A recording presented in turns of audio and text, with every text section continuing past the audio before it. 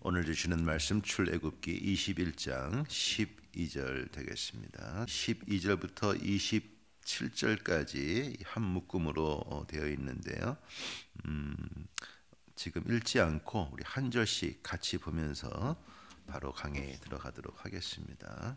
시간이 허락되는 범위 내에서 진행하도록 하겠습니다. 자, 우리 어제 또 그제 우리 종에 대해서, 히브리 종에 대해서 우리가 함께 살펴보았는데요.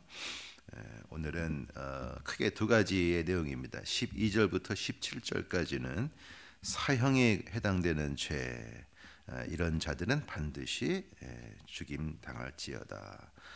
그런가 하면 18절부터 27절은 상해죄에 관한 규례가 나와 있습니다.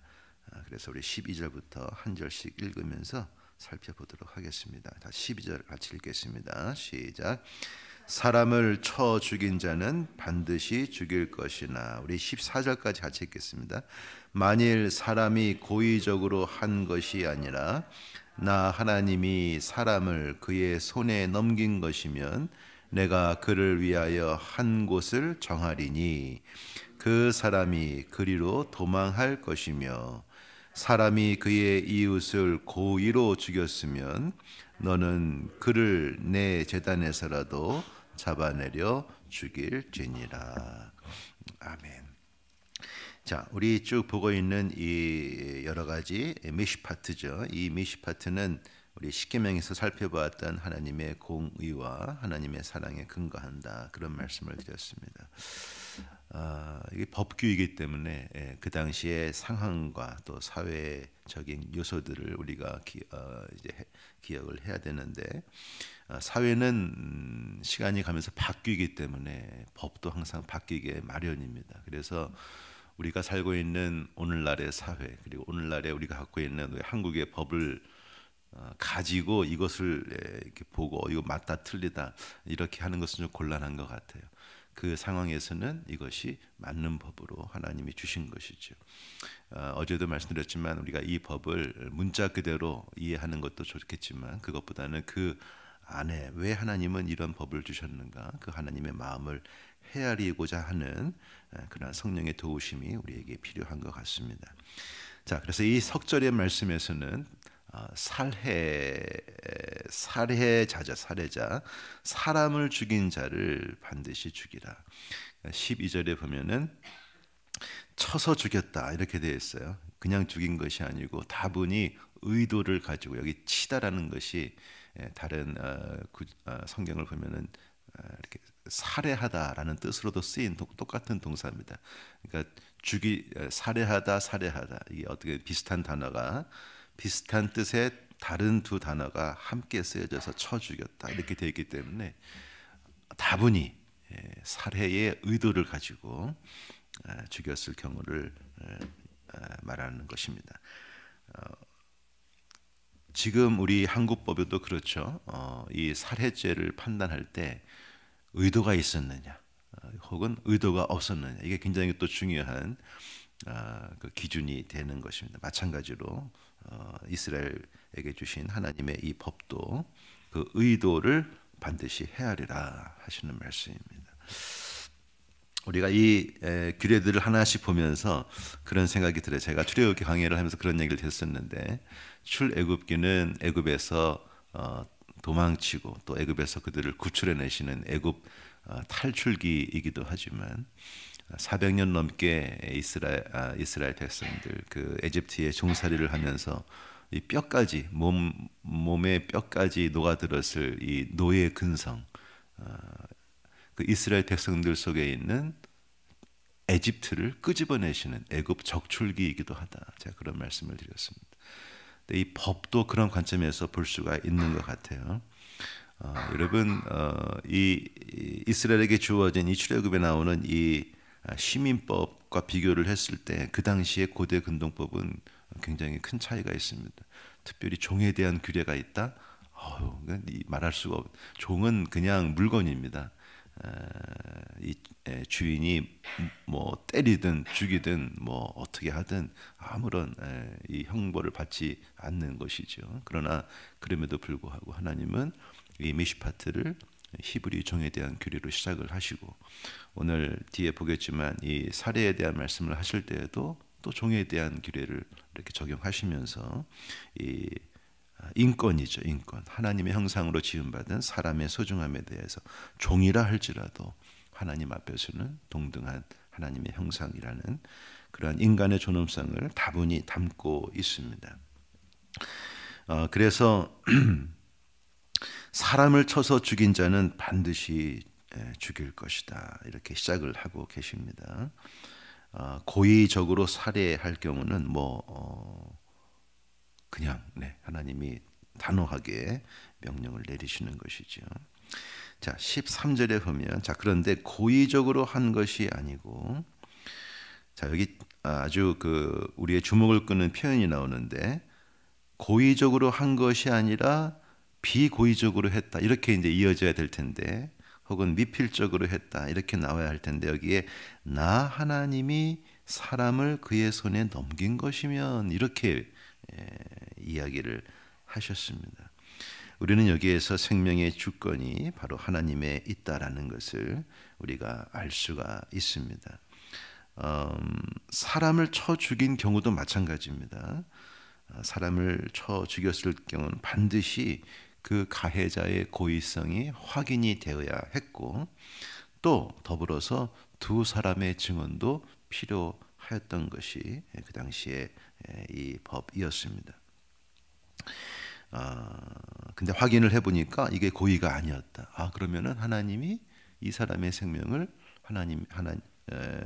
하나님이 그 사람을 그의 손에 넘긴 것이구나, 고의가 없었구나 라고 판단이 되면 그 미필적 살해를 범한 이 사람을, 그 사람의 생명을 보호하시는 장치를 여기에 만들어 주시는 것을 볼 수가 있습니다. 여러분, 개인의 모든 생명과 또 한 민족의 모든 장래까지도 오직 하나님께 달려 있는 줄로 믿습니다. 마태복음 10장 29절 말씀에 우리 예수님 말씀하시기를 참새 두 마리가 한 아사리온에 팔리지 않느냐, 그러나 너희 아버지께서 허락하지 아니하시면 그 하나도 땅에 떨어지지 아니하리라. 그러니까 모든 것은 하나님의 주권하에 있다라는 것이죠. 사람의 죽고 사는 문제도 하나님의 이 주권에 있다라고 했을 때 하나님은 전혀 그런 마음이 없는데 내가 여러 가지 이유로 누군가의 생명을 빼앗는다는 것은 어찌 보면 하나님의 주권에 대한 항거, 폭거가 되는 것이죠. 그렇기 때문에 거기에 대한 형벌은 마땅히 죽임이다라는 그러한 말씀입니다. 자, 14절을 보면 고의로 죽였으면 너는 그를 내 제단에서라도 잡아내려 죽일지니라. 고의성을 띤 살인은 이 처벌을 면할 길이 없다라는 것인데 하나님의 제단에서라도 이렇게 되어 있습니다. 자, 왜 하필 하나님은 이 제단이라는 말씀을 쓰셨을까? 아직 이 법을 주셨을 때는 하나님의 성막이나 또 성전에 대한 규례가 주어지기 전이었고 제단이 무엇인지 아직 정확히 그 의미를 알지 못했을 때였는데 나중에 이제 출애굽기 후반부에 가면 성막을 어떻게 만들지에 대해서 성막의 그 거룩한 그 기구들을 어떻게 만들지를 말씀하십니다. 거기에 제단에 대한 말씀이 나옵니다. 제물을 이제 태우는 그 제단이죠. 지성소가 아니라 이 성소 밖에 놓여져 있는 그 제단에 대한 말씀을 하실 때 어떻게 만들려고 하시냐면은 이렇게 네 사각형 모양으로 이렇게 기둥을 세우고 그 네 이 사각 그 각에 뿔을 세우라 이렇게 되어 있습니다. 그리고 제사장이 제사를 드릴 때 그 뿔에 피를 바르기도 하시고 피를 뿌리기도 하시고 하는데 이 뿔의 모습이 어떻게 됐나? 제가 이제 그 무깃도인가요? 무깃도에서 발견된 한 제단의 그 유물을 본 적이 있는데 이렇게 톡 튀어나오게 그래서 딱 하면 잡을 수 있는 그러한 형상으로 이 뿔이 만들어져 있는 것을 보았습니다. 제단에 왜 뿔을 만드셨을까요? 여러분 성경을 읽다 보면 어떠한 살해 사건이 일어나거나 혹은 내가 이제 누군가의 어떤 그러한 그 살해 위협을 받아가지고 도망을 치는 경우에 이 제단으로 달려가서 뿔을 잡는 얘기가 성경에 나옵니다. 어디서 나오죠? 혹시 기억나시는 분 계시나요? 솔로몬 왕이 왕으로 등극을 했을 때 그 다윗의 넷째 아들이었죠. 아도니아가 솔로몬과 함께 내가 왕이다 이렇게 이제 그 첫째, 둘째, 셋째가 이제 다 죽었기 때문에 당연히 넷째인 내가 다윗을 이어서 왕이 된다고 생각했던 것이죠. 그래서 요압 장군을 앞세워서 이렇게 했는데 하나님은 아니었죠. 하나님은 솔로몬을 택하셨습니다. 그랬을 때 솔로몬이 왕위에 등극했다는 얘기를 듣고 아도니아가 아이고 난 이제 죽었구나 해서 어디로 도망가냐면 성전으로 갑니다. 성막으로 갑니다. 성막에 가서 제단에 뿔을 붙잡습니다. 그래서 이 뿔이라는 것은 용서 그리고 돌봄 혹은 구원까지도 의미하는 그러한 상징이 되는 것이죠. 그래서 오늘 그를 내 제단에서도 잡아내려라. 그 뿔을 잡고 있더라 할지라도 고의적인 살인이라면 거기서 끌어내려서 그를 죽이라 하시는 그 말씀을 하시는 것입니다. 요압도 마찬가지였어요. 아도니아는 살아났습니다. 하지만 나중에 이 수넴 여자 아비삭을 드십시오. 이런 엉뚱한 얘기를 했다가 솔로몬 왕에 의해서 죽임을 당하게 되고 이 아도니아를 따랐던 요압도 제단의 뿔을 잡았습니다. 그러나 요압은 무죄한 피를 흘린 대가로 제단에서 끌어내려져서 그 자리에서 죽임을 당한 이야기를 우리 열왕기상 1장과 2장에서 볼 수가 있습니다. 자, 그래서 이 제단의 뿔을 잡는 것이 어찌 보면 고의적으로 살해하지 않은 자를 살려주시는 그런 보호의 의미를 띠게 되는 것인데요. 13절에 보시면 우리 그 앞에 13절을 보면은 내가 그를 위하여 한 곳을 정하리니 그 사람이 그리로 도망할 것이다. 그런 말씀도 나옵니다. 제단의 뿔과 같은 효과가 일어나는 것이 바로 하나님께서 정하신 어떤 지역이 됩니다. 이것이 훗날 도피성이라는 제도로 발전을 하게 됩니다. 하나님께서는 이 복수하고자 하는 어떤 인간의 그러한 악한 마음을 이 복수권의 남용을 방지하시기 위해서 억울한 그러한 죄를 그 죄 값을 이제 치러야 되는 그 사람들을 살려주시기 위해서 이 도피성 제도를 만들어 주셨는데요. 민수기 35장 그다음에 여호수아서 20장 이 두 절을 보면은 도피성에 대한 말씀이 잘 나와 있습니다. 민수기 35장 1절 이하를 보면 하나님이 아주 정확하게 이렇게 말씀하셨어요. 이제 너희가 가나안 땅에 들어가면 레위인들에게 성읍을 나눠줘야 되는데 레위인들은 하나님이 기업이기 때문에 사실 땅을 받지 못했습니다. 땅을 분배받지 못했죠. 하지만 이 레위인들은 이스라엘 전국에 흩어져서 각 지파에 이제 붙어서 살면서 그들을 말씀을 가르치고 예배를 가르쳐주고 이렇게 거룩한 직무를 감당하게 하셨습니다. 그럴 때 이 레위인들에게는 모두 48개의 성읍이 주어지는데요.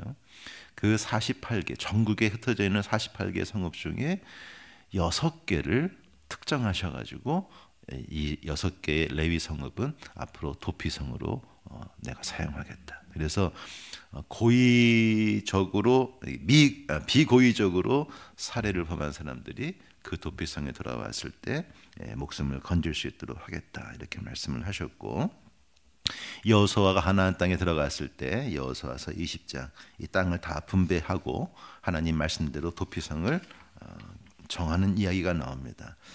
그 말씀에 따르면 요단강을 기점으로 해서 요단 서편의 셋, 요단 동편의 셋 이렇게 이제 도피성을 정한 것이 요단 서편에는 납달리의 산지 갈릴리 게데스, 에브라임 산지의 세켐, 유다 산지의 기럇 아르바, 우리가 헤브론이라고 알고 있는 그 지역이고요. 요단 동편에는 루벤 지파의 벳셀, 갓 지파의 길르앗 라못, 그리고 므낫세 지파의 바산 골란, 이렇게 6개의 지역을, 6개의 레위 성읍을 도피성으로 주시는 것을 볼 수가 있습니다. 그래서 단순히 사람을 죽였느냐 안 죽였느냐 이것으로 판단하시지 않고 고의적이었느냐 고의적이지 아니하였느냐, 그러한 것을 해서 억울한 죽음을 이렇게 방지하시는 하나님의 그 배려를 여기서 엿볼 수가 있습니다. 그래서 그것이 도피성이든 혹은 제단의 뿔이든 하나님께서는 그렇게 억울한 죽음을 막으시는, 이 인간의 어떤 존엄성을 지키고자 하시는 그런 것들을 볼 수가 있습니다. 누가복음 1장을 보면은 사가랴가 예수 그리스도가 탄생한 소식을 듣고 너무나 기뻐서 찬양을 합니다. 그럴 때 그런 찬양을 했습니다. 우리를 위하여 구원의 뿔을 그 종 다윗의 집에 일으키셨다. 여기 구원의 뿔이 바로 도피성, 또 제단의 뿔을 의미하겠지요. 그래서 우리가 인생을 살아갈 때에 그러한 의도를 가지고 잘 판단을 하고 억울한 죽음을 우리가 방지해야 한다고 생각을 합니다. 자, 두 번째 사형에 해당하는 죄가 나오는데 15절을 읽어보겠습니다. 시작. 자기 아버지나 어머니를 치는 자는 반드시 죽일지니라. 와, 이 말씀이 지금 문자 그대로 집행이 된다면 어떨까요? 우리도 우리 주위에서 쉽게 듣는 것이 어느 자식이 어느 아버지를 어느 어머니를 어떻게 폭행했다, 너무나 쉽게 듣는 그 기사가 아니겠습니까? 그런데 하나님께서는 분명하게 말하기를 아버지와 어머니를 이렇게 폭력을 행사하는 자는 반드시 죽여라. 우리 십계명에서 5번째 계명이 내 부모를 공경하라, 그리하면 너의 생명이 길 것이다. 이 장수, 무병장수에 대한 말씀을 주셨는데 이것은 이제 정반대의 경우가 되는 것이지요. 공경하지 아니하고 오히려 부모를 폭행하면 당연히 생명이 짧아지는 것이고 오늘 그를 반드시 죽이라.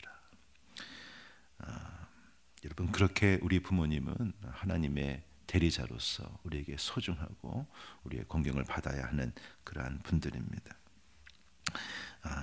그러한 사회가 될 수 있기를 원합니다. 부모 공경할 줄 알 수 있는 한국 사회가 되기를 우리 기도했으면 좋겠습니다. 자, 세 번째의 경우입니다. 16절 시작. 사람을 납치한 자가 그 사람을 팔았든지 자기 수하에 두었든지 그를 반드시 죽일지니라. 자, 사람을 납치합니다. 우리말로 하면 인신매매 범이 되겠습니다. 인신매매 행위는 고대 세계의 고대 사회에 굉장히 널리 퍼져 있던 일반적인 사회 현상이었습니다. 그러나 성경에서는 어떤 빚을 지거나 또 도둑질한 것에 대한 배상의 경우, 우리 어제 봤지만 그 두 가지 경우를 제외하고는 절대 사람을 사고 팔고 하는 것을 엄격히 금지하고 계십니다. 그리고 인신매매를 사형죄로 아주 무섭게 다루고 있다는 것이지요. 여기 자기 수하에 두었다, 자기 힘이 미치는 범위 내에 두었다, 이런 뜻이 되는데 강제로 감금을 한다거나 무력으로 통제하는 것 등을 의미합니다.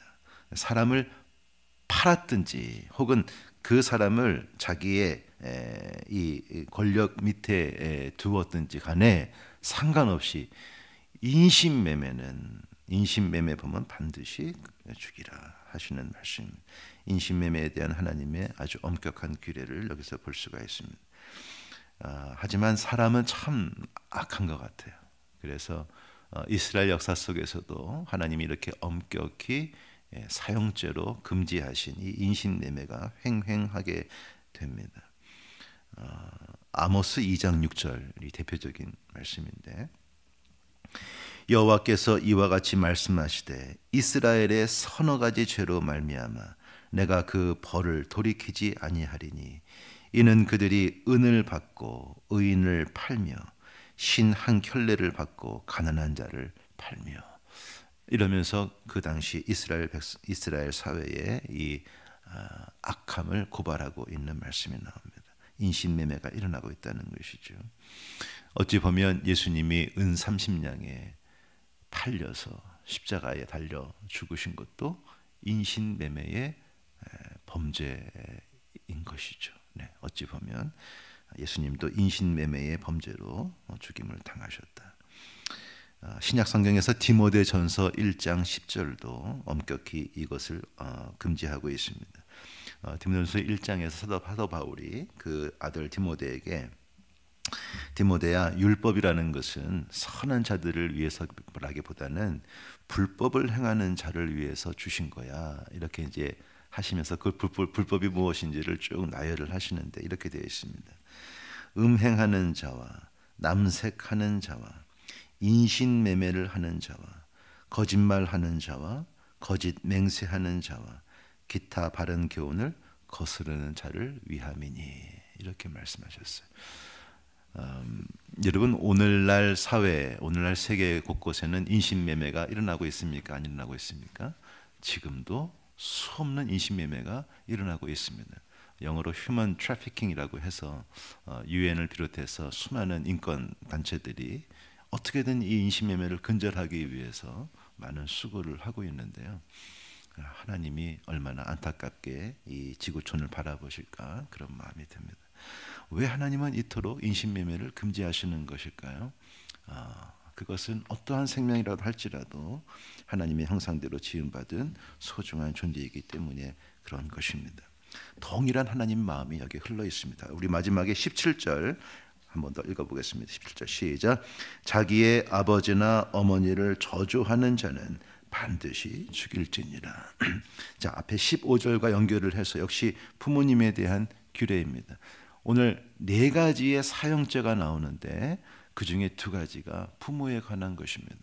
15절이 폭행에 관한 것이라면 17절은 폭행하지 않아도 말로 저주하는 것을 의미합니다. 여기 저주하다가 칼날이라는 단어인데 무시하다, 가볍게 여기다, 이런 뜻입니다. 우리 부모를 공경하다, 그 공경하다는 단어가 카베드라는 단어라고 제가 말씀을 드렸는데 무겁게 여긴다라는 뜻이라고 말씀을 드렸습니다. 아주 정반대의 말입니다. 부모를 무겁게 여겨서 부모를 공경하지 않고 부모를 가볍게 여겨서 무시하고 저주할 경우에는 반드시 그를 죽이라. 부모의 권위를 무시하고 그 은혜를 저버리는 행위는 하나님을 거역하는 죄악과 다름없다고 말씀해 주시는 것이죠. 그래서 이 말이라는 것이 얼마나 중요한지, 특별히 나의 육신의 부모에 대한 또 하나님에 대한 우리의 말을 항상 조심해야 할 줄로 믿습니다. 마태복음 5장 21절에 예수님께서 이 살인죄를 언급하시면서 이렇게 말씀을 하셨습니다.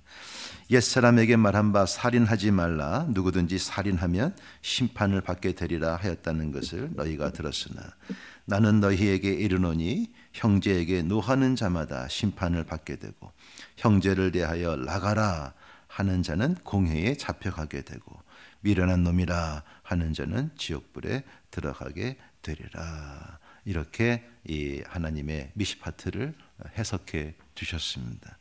여러분, 오늘 이 말씀, 오늘 이 살해죄에 해당되는 이 4가지의 경우를 살펴보았는데 오늘날 사회가 달라졌기 때문에 우리가 이러한 일들을 행하거나 하지는 않더라도 왜 하나님께서 이런 말씀을 주셨는가 잘 묵상해 보시고 적용해 보시기를 바랍니다. 모든 사람은 하나님의 형상을 닮은 존귀하고 존엄한 존재입니다. 또 생명은 하나님의 주권하에 있습니다. 누군가를 죽인다는 것, 나의 행위를 통해서 혹은 나의 말과 저주를 통해서 그러한 살해가 일어난다면은 하나님은 너무나 가슴 아파하시고 그 죄값을 반드시 물으실 것입니다. 그리고 그것이 특별히 우리 육신의 부모라면 더 하나님은 그 책임을 무섭게 물으실 것입니다. 우리의 삶 속에 이 하나님의 마음, 정말 약한 사람 한 사람 종이라고 할지라도 또 작은 여자아이라 할지라도 절대로 인신매매를 하다거나 사고 판다거나 그러한 일이 일어나지 않는 것을 말씀하시는 걸 보면서 이 한 인간을 향하신 이 한 인생을 향하신 하나님의 그 지대한 관심을 다시 한번 생각하게 됩니다. 그 하나님의 관심으로 오늘 하루 살아가실 때 주위의 분들을 소중히 여기시고 그분들의 인권과 그런 모든 것들을 존중히 여겨주시고 하나님 사랑, 이웃 사랑을 실천하시는 저 여러분 되시기를 주의 이름으로 축원드립니다.